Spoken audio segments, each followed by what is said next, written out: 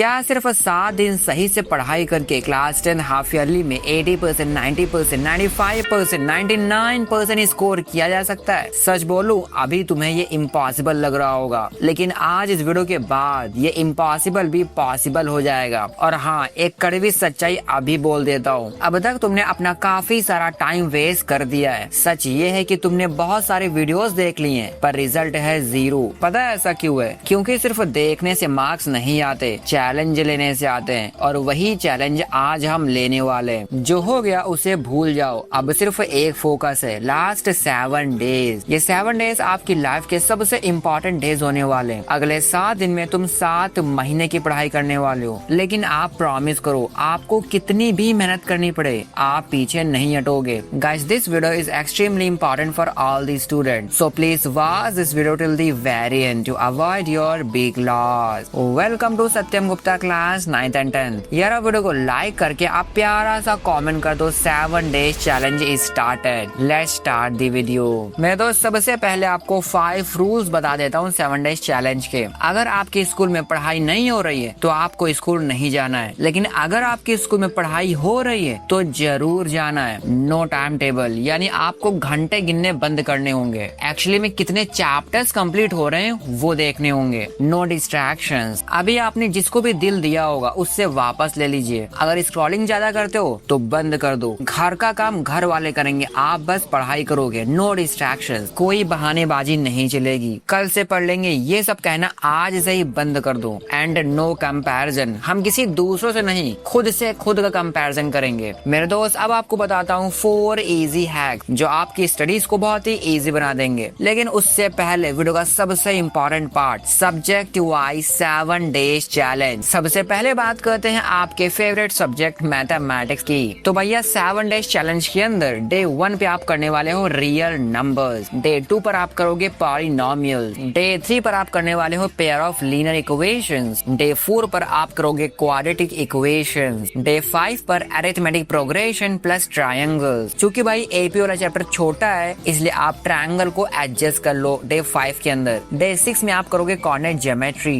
And day 7 पे आप करोगे ट्रिग्नोमेट्री। मेरे दोस्त, अब बात करते हैं आपके कुछ सब्जेक्ट साइंस की, जिसमें आपका इंटरेस्ट ऑटोमेटिक आ जाता है। तो भैया 7 डेज चैलेंज में डे 1 पर आप करोगे chemical reactions and equations, day 2 पर आप करोगे acid base and salt, day 3 पर metals and non metals, day 4 पर लाइव प्रोसेसेस, डे 5 पर कंट्रोल एंड कोऑर्डिनेशन, डे 6 पर आप करने वाले हो light reflection and refraction, day 7 पर human eyes and colourful world. मेरे दोस्त, अब बात करते हैं लंबी चौड़ी स्टोरीज वाला एक लंबा चौड़ा सब्जेक्ट सोशल साइंस के बारे में। इस 7 डेज चैलेंज में आपको डे 1 पर करना है नेशनलिज्म इन यूरोप, डे 2 पर आप करोगे नेशनलिज्म इन इंडिया, डे 3 पर आप करने वाले हो रिसोर्सेज एंड डेवलपमेंट, डे 4 पर आप करोगे forest and wild life resources, day 5 पर वाटर रिसोर्सेज, डे 6 पर पावर शेयरिंग प्लस फेडरलिज्म, यानी एक ही दिन में पूरा सिविक्स बाय बाय, डे 7 पर आप करोगे पूरा economics development plus sectors of Indian economy. मेरे दोस्त, अब बात करते हैं वीडियो के सबसे इम्पोर्टेंट सेक्शन के बारे में, सब्जेक्ट वाइज इम्पोर्टेंट टॉपिक्स। सबसे पहले बात करते हैं मैथमेटिक्स के इम्पोर्टेंट टॉपिक्स के बारे में। तो भैया चैप्टर नंबर 1 रियल नंबर्स के अंदर आपको सबसे पहले एचसीएफ एंड एलसीएम वाले क्वेश्चंस को करने हैं। उसके बाद फंडामेंटल थ्योरम ऑफ अरिथमेटिक, उसके बाद इर्रेशनैलिटी प्रूफ। आपको याद होगा √2, √3, √5, √7 ऐसे नंबर्स को इर्रेशनल प्रूफ करना होता है। वैसे क्वेश्चंस बहुत ही ज्यादा पूछे जाते हैं। मेरे दोस्त, चैप्टर 2 पॉलिनोमियल के अंदर आपको ये सब पढ़ना है। Chapter 3 pair of linear equations के अंदर आपको ये सब कुछ देखना है। चैप्टर 4 क्वाड्रेटिक इक्वेशन के अंदर आपको ये सारे टॉपिक को दिमाग में बैठा लेना है। चैप्टर नंबर 5 अरिथमेटिक प्रोग्रेशन के अंदर आपको ये सारे इंपॉर्टेंट टॉपिक्स को जरूर करना है। यार, अब वीडियो ज्यादा लंबा ना हो जाए इसलिए मैं टॉपिक्स को रीड नहीं कर रहा हूँ, लेकिन आप वीडियो को पॉज करके जरूर से रीड आउट कर लीजिए एंड एक्टिव रिकॉल भी कर लीजिए, ताकि आपको ये पता चल पाए कि ये सारे टॉपिक्स के बारे में आपको कितना नॉलेज है। मेरे दोस्त, चैप्टर नंबर 6 ट्रायंगल्स के अंदर आपको ये सारे टॉपिक्स को सही से देखना है, और यहाँ पर भी बीपीटी वाला तो गलती से भी मत भूलना। चैप्टर नंबर 7 है कोऑर्डिनेट ज्योमेट्री, और इसके अंदर आपको ये सारा कुछ करना है। इन सारे कॉन्सेप्ट को, सारे टॉपिक्स को इतना स्ट्रॉन्ग बना लो कि इससे रिलेटेड सारे क्वेश्चन आप इजीली सॉल्व कर पाओ। मेरे दोस्त, चैप्टर नंबर 8 है ट्रिग्नोमेट्री, और शायद ये आपका फेवरेट होगा। तो यहाँ पर पर आपको ये सारा कुछ पढ़ना है। माय डियर फ्रेंड कॉन्ग्रेचुलेशंस, क्योंकि आपने बहुत ही इजीली मैथमेटिक्स को फिनिश कर दिया है। अब चलिए बात करते हैं साइंस के इंपॉर्टेंट टॉपिक्स के बारे में। तो सबसे पहले बात करते हैं केमिस्ट्री का।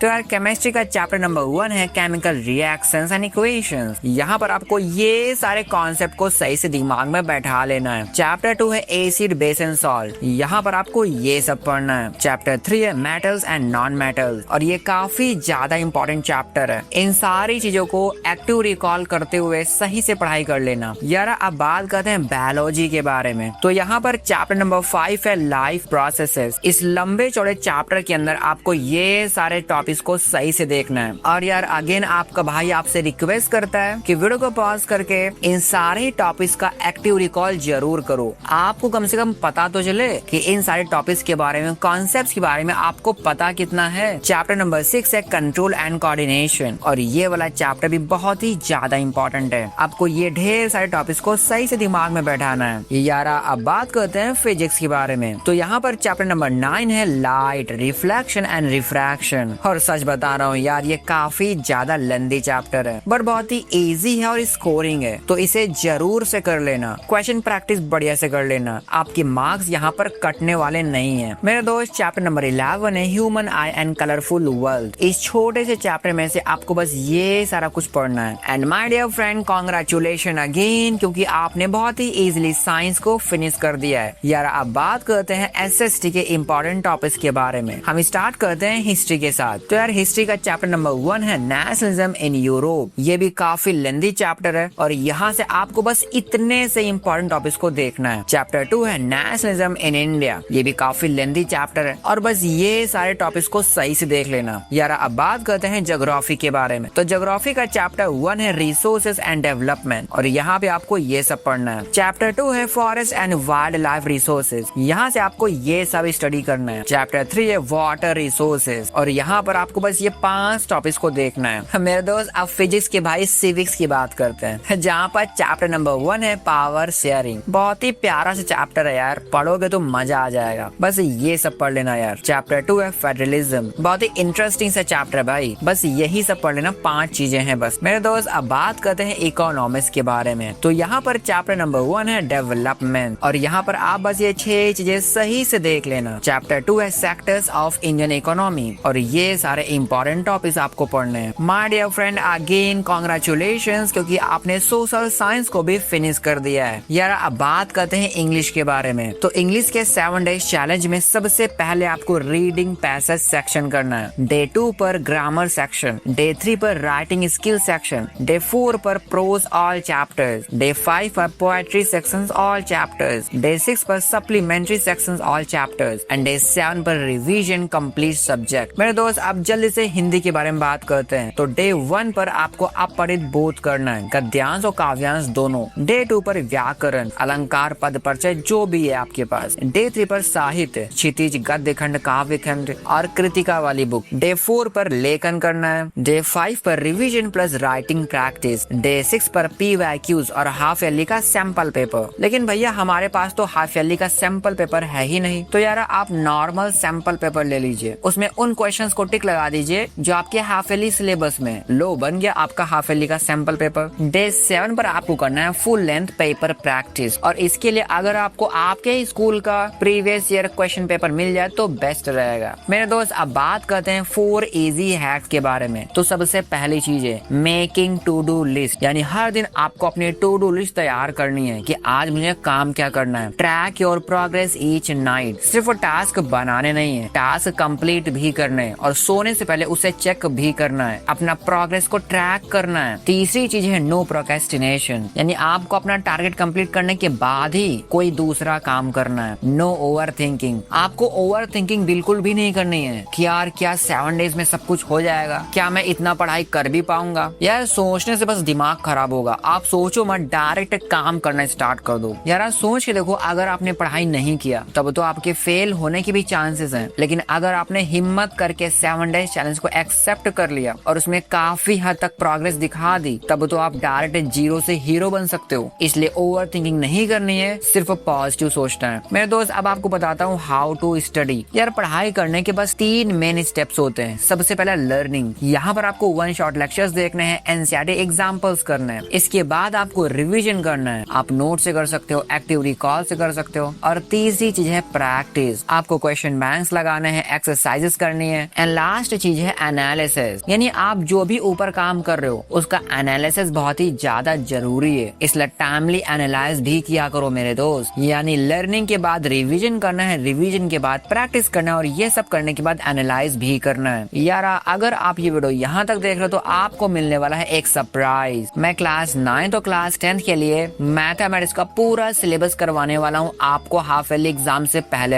यानी हाफ ईयरली एग्जाम से पहले मैं ट्राई करूंगा आपको सारा सिलेबस करवा दूं क्लास 9, 10 के मैथमेटिक्स का। And guys at the end I would say if you find this video helpful then don't forget to like it and share this video with one of your friend. Guys मैंने इस video के description में बहुत सारे products को tag कर दिया है। आपसे रिक्वेस्ट बस इतना है कि एक बार चेकआउट जरूर कर लीजिएगा। आप बाय करो ना करो लेकिन चेकआउट भाई जरूर करना। एंड अगर आप अपने भाई को सपोर्ट करना चाहते हो तो आप चैनल का मेंबरशिप ज्वाइन कर सकते हो जो सिर्फ और सिर्फ 59 रुपीज में आता है। And guys if you want to watch my other videos you can watch by clicking on the screen. I will meet in that video. Till then bye bye bye.